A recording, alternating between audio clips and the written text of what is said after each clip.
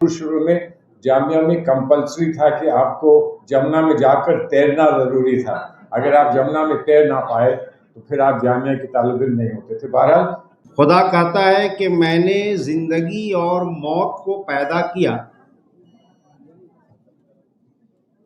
تاکہ تمہاری آزمائش کر سکوں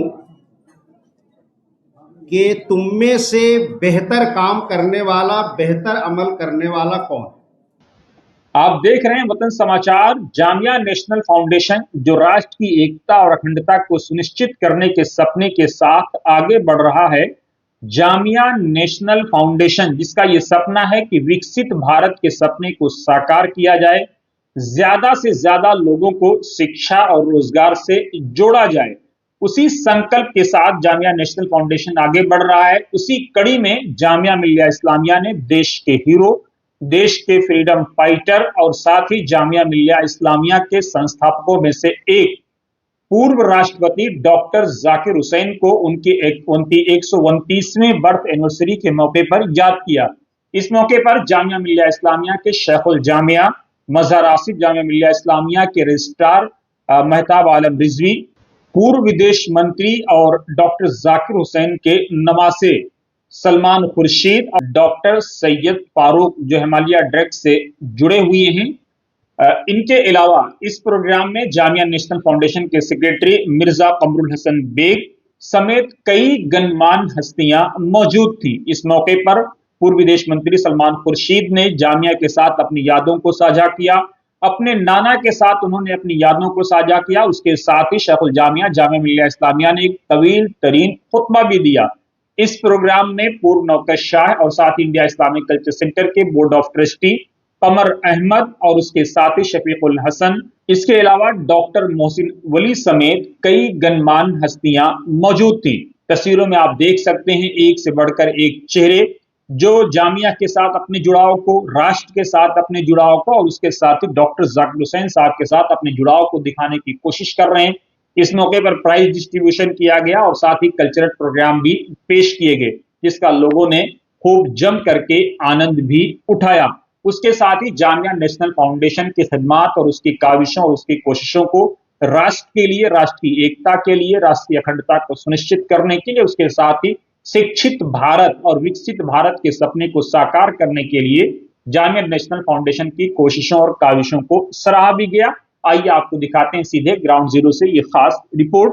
میری تعلیم بس فرض حضرت اتنا ہے کہ علی گڑھ کے وائس چانسلر کے گھر پیدائش اور جامعہ کی نرسری میں میری آغاز میری تعلیم کا. یہ ایک رشتہ ہے جو اور پختہ کر دیتا ہے جامعہ کے ساتھ جو میری جستجو رہی ہے جامعہ کے لیے. اور ظاہر ہے یہاں پرورش جامعہ کے ہی ارد گرد رہی ہے. اور بدقسمتی میری یہ یقیناً رہی کہ میری تعلیم جامعہ میں نہیں ہوئی، صرف نرسری تک محدود رہا. لیکن بہت کچھ نرسری میں جو سیکھنے کو اس وقت ملا جس کا احساس نہیں تھا. بعد میں جامعہ پر تفصیلی جب گفتگو لوگوں سے سنی اور جامعہ کے بارے میں پڑھنے کو ملا تب یہ احساس ہوا کہ اس تعلیم اور نئی تعلیم کا جو تصور تھا اس کی بنیاد جو ہے وہ جامعہ کی نرسری میں ہی ڈالی گئی تھی.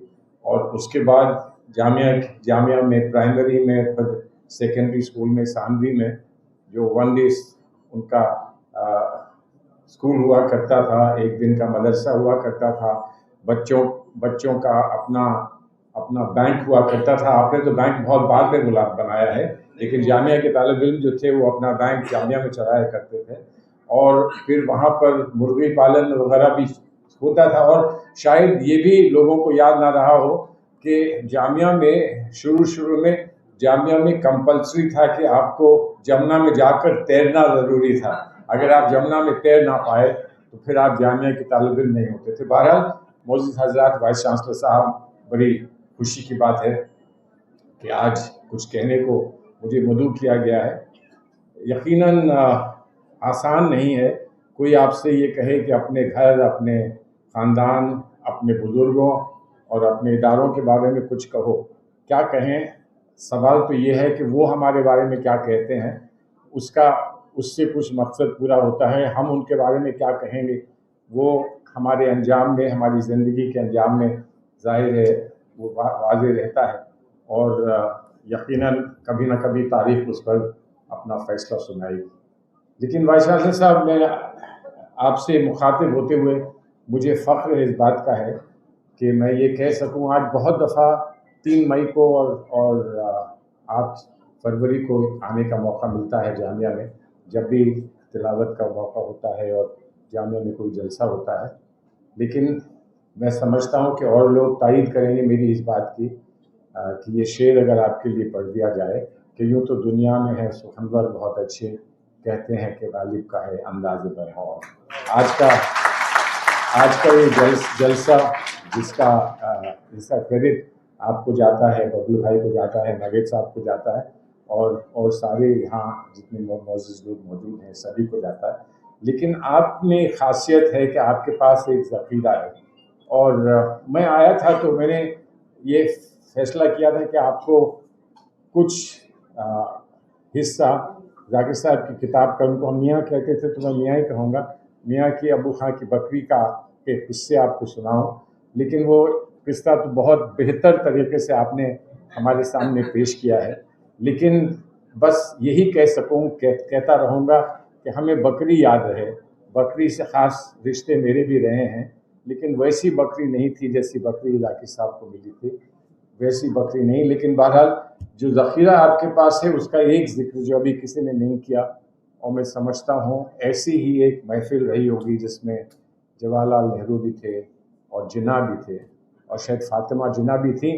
لیکن پتہ یہ چلا کہ گاندھی جی کسی وجہ سے نہیں پہنچے تھے. سلور جوبلی کا موقع تھا جامعہ کی, اور اس وقت ذاکر صاحب نے جو کہا تھا میں سمجھتا ہوں وہ بہت ایپٹ ہے آج کے دن میں جو ہم کو دیکھنے کو مل رہا ہے, جن حالات کا سامنا کرنا پڑ رہا ہے. اور اس سے اور زیادہ ایپٹ میسج میں نہیں مانتا ہوں کہ آج کے دن کوئی ہوتا کہ اگر ذاکر صاحب ہوتے تو یہی بات کو کہتے,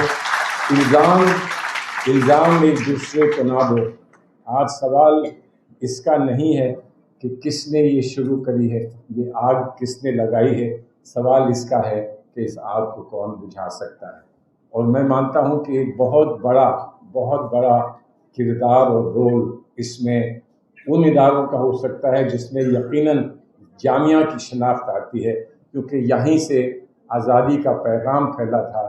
آپ کی پیدائش آزادی کی پیدائش سے جڑی ہوئی ہے, اور اس لیے مجھے پورا یقین ہے کہ ہندوستان کے سیکولر نظام, ہندوستان کے یکجہتی اور ہندوستان کے مستقبل کے لیے جو رول جامعہ پلے کر سکتی ہے اس رول کو آپ لوگ یقیناً پلے کریں گے. اور مجھے امید یہ ہے کہ اگلے سال ہم اس دن یہاں پھر ملیں گے تو آپ ہمیں یہ بتائیں گے کہ جامعہ نے اس میں کیا چال چلی, کیا قدم پیشی کی, اور کس حد تک جامعہ اس میں کامیاب ہوئی. خدا کہتا ہے کہ میں نے زندگی اور موت کو پیدا کیا تاکہ تمہاری آزمائش کر سکوں کہ تم میں سے بہتر کام کرنے والا, بہتر عمل کرنے والا کون. میں شاید لفظ کا استعمال کر رہا ہوں, یہ پہلی دفعہ ہو رہا ہے جامعہ کی تاریخ میں کہ ہم اپنے شیخ الجامعہ کی یاد میں اس طرح سے مجلس برپا کر کے بیٹھے ہوئے ہیں. اگر میں غلط ہوں تو مجھ کو آپ بتائیں گے.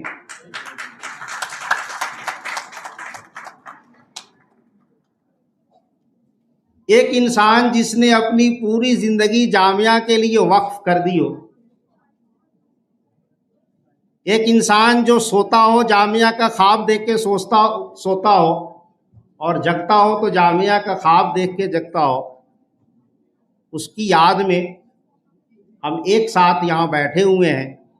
ان کی یاد کو, ان کی کنٹریبیوشن کو ہم یاد کر رہے ہیں پہلی بار, اور اس کا صحرا جو ہے وہ جامعہ نیشنل فاؤنڈیشن کو جا رہا ہے. میں اپنی طرف سے اور جامعہ کی طرف سے ان کو دلی مبارکباد پیش کرتا ہوں.